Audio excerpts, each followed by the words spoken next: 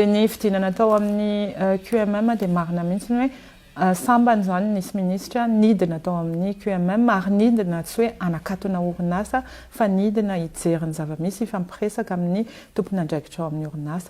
Izay fomba fiasa izay koa zany dia fomba fiasa vaovao apetraky ny ministera ny tontolo iainana tsy hoe rehefa misy olana ihany vao midina fa midina ihany koa mijery. Izay ny asanay mission de contrôle ao anatin'ny décret messier.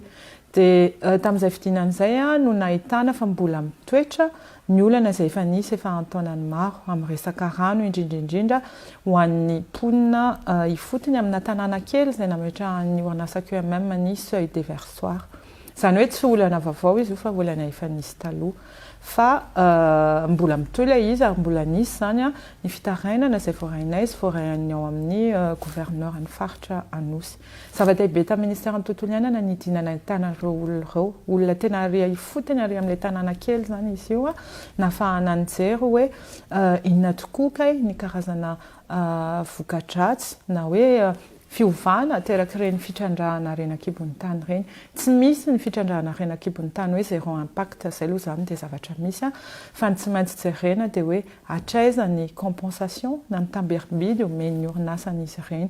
Mijery ihany koa ny tombontsoa ateraky ny fitrandrahana satria misy an'izay ihany koa raha tsy izay tsika tsy napiditra an'ireo teto tokony hisy ny tombontsoa zany sy ny takalo.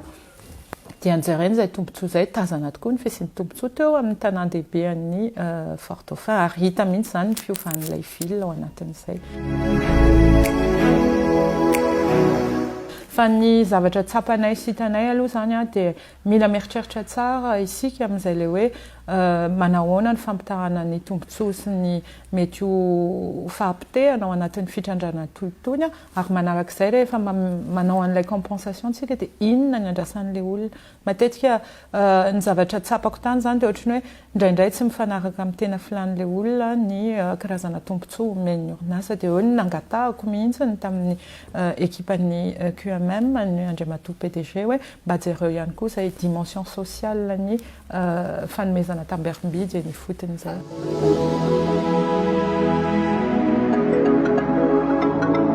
Ao anatin'ny bokin'andraikitra ny orinasa toy ireny dia misy tokoa izay le hoe tombontsoa ara-tsosialy apetraky ny orinasa izay fa mety tsy dia nazava tsara ary ny mahasarotra an'izy dia ilay teneniko teo hoe indraindray koa misy zany ny tsy fitovian'ny lamina ara-teorika sy ny tranga rehefa tena mandeha zany ilay tetika asa satria anisan'ny tenenin-zareo zao fiompiana koa fa ilay akoho nomena dia tsy velona teo amin'ilay toerana sy ny zavatra maromaro toy izany zany hoe mila mijery tsara zany tsika amin'izay le hoe inona ny karazana tetika asa-pampandrosoana ilainy eo amin'ilay toerana sy mety eo amin'ilay toerana. Maromaro moa ny karazana tetika asa tenenin-zareo hoe isan-taona izay madame ministre dia miova foana atao indray ity dia tsy mety dia atao indray ity dia tsy mety izany hoe izay zavatra izay mila iarahan'ny orinasa sy ny mponina mametraka mila discussion préalable zany hoe mila fifampitondrahana mihitsy ilay izy inona moa zany ny karazana sehatra na fiarina ahafahana tena mamoaka an'ireo olona ireo hiala tanatin'ny fahantrana ary ny tsy azo adinoina dia noho ny fisian'ny fitrandrahana no mahatonga an'izay karazana situation vaovao an'ilay olona izay hoe lasa miankin-doha amin'ny QMM zany ny fiainan'ilay olona nefa ny zareo taloha nanana an'izay autonomie izay nanana sy ampiarina tsy niankina na tamin'iza na tamin'iza.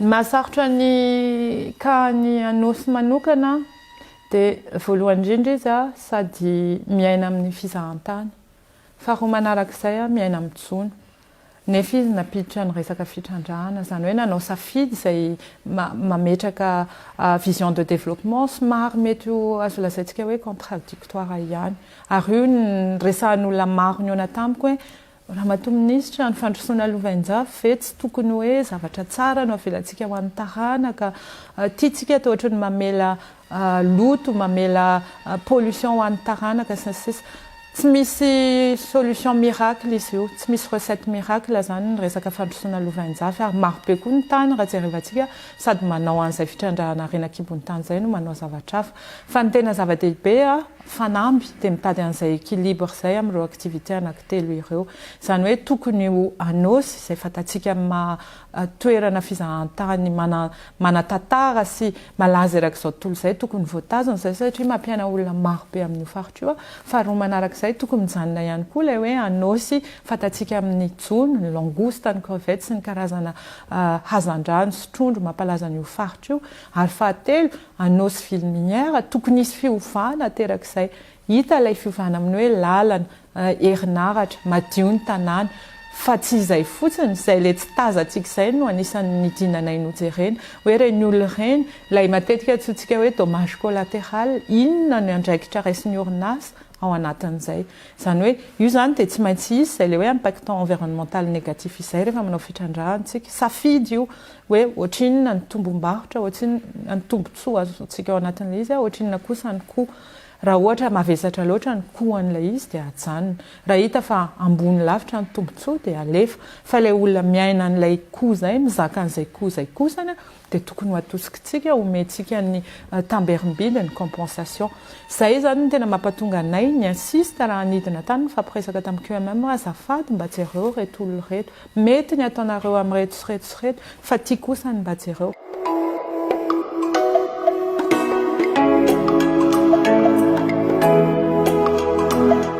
Mitovitovy ary izay ny zavatra tsapako izany tamin'ny resaka fitrandrahana rehetra sy grand projet eto Madagasikara.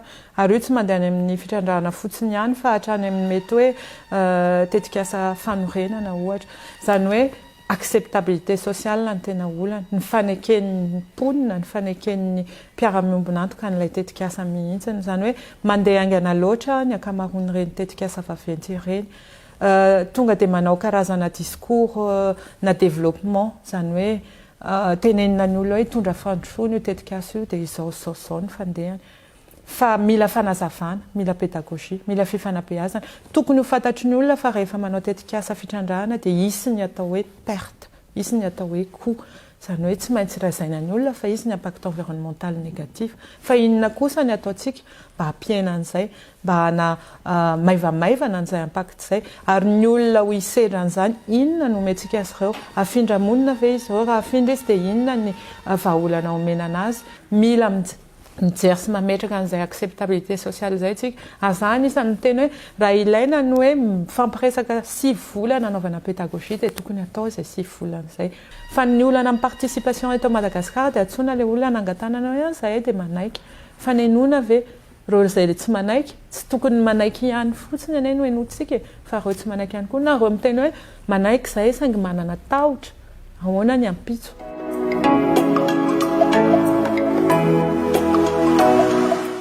Miresaka asa fotsiny izao tsika. Rehefa tonga ny fametrahana n'ireny tetikasa ireny dia hoe hiteraka asa ho an'i Madagasikara io transfert de technologie. Fa ilay olona aveo ilay olona ifotony tsy manana asa amin'ilay orinasa satria tsy manana ny diplôma, tsy manana ny fahaizana hanao an'ilay asa izay ateraka ilay fisian'ny fitrandrahana. Dia iny amin'izay ilay miteraka tension sociale hoe olona avy any an-drenivohitra no alaina miasa be da be eto aminay. Ary nisy an'izany natao laniary tao arany, nisy an'izany tany Ambatofia.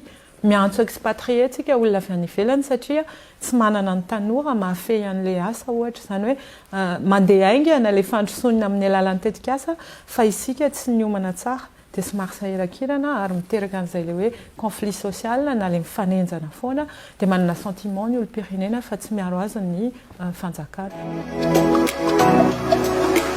Dia izay zany no ezaka ngeza be hoentin'ny ministera ny tontolo iainana ary anisan'ny réforme tiana hipetraka ao anatin'ny ONE.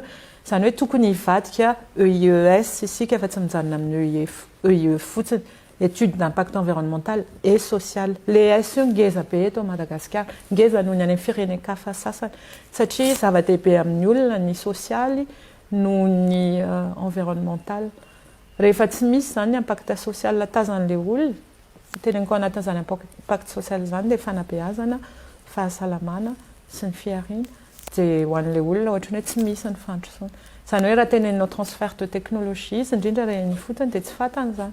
Raha teneninao resaka asa izy tsy izy anie ny ingénieur minier, tsy fantan'izany. Fa ny mba handrasana izay dia izay ilay fiovana hoe ny atsara ny lalana teo amiko, misy rano madio fisotro eo amiko, misy hopitaly afaka andehanako raha marary ary mianatra ny zanako rapitso.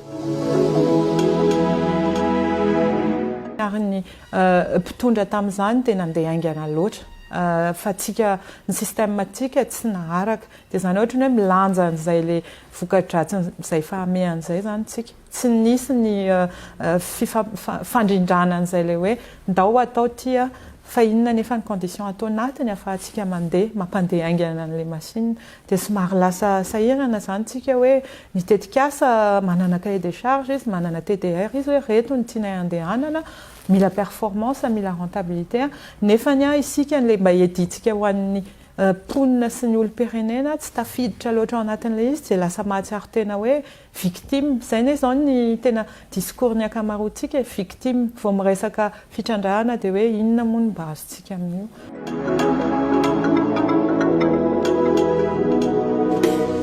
Le izy aloha tsy maintsy apetraka dia zay le condition atao anatin'izay ary zay no isorako ny filoham-pirenena amin'izao le hoe ndao tsy ho maika fa apetraka tsara aloha ny condition rehetra.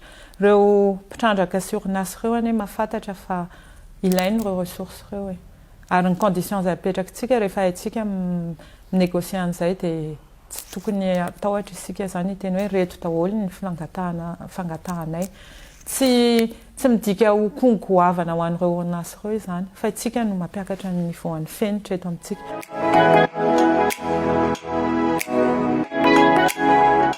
Possible hoe mety atao ohatra ny sasany hoe fa ahoana no mandeha anatina fanovana indray tsika fa za aloha mino araka ilay teneniko teo maha-ressource stratégique andreo ny filany zao tontolo zao be da be raha tsy resaka afa-tsy ny ilminity io ahako na raha resaka terre rare sika mila an'izany zao tontolo zao mitombo ny filana ny demande mondiale zany hoe ressource stratégique ireo ilain'ny toe-kareny zao tontolo zao ireo dia zay ny force an'ity firenena ity zavatra ilainy ireo ary tsy hoe misy any firenena rehetra fa azo lazaina hoe anisan'ny avantage comparative atsika eto Madagasikara fa ny fomba fanaovana an'ilay fifandraharahana zany no mila diplomatie ary mila fifampiresahana mivantana hoe tsy akena intsony kosa ny fa jereo anie mba tombony azonay jereo nefa ny coût à côté ary zay le tsy maintsy avotra atsika akoatra ny tombony ara-bola inona ny impact négatif zay nentin'izy ireo dia reny no aseho an-zareo ny condition fotsiny mety hoe takin'izy ireo dia eo amin'ilay resaka climat des affaires ary io no mila hanaova amin'ny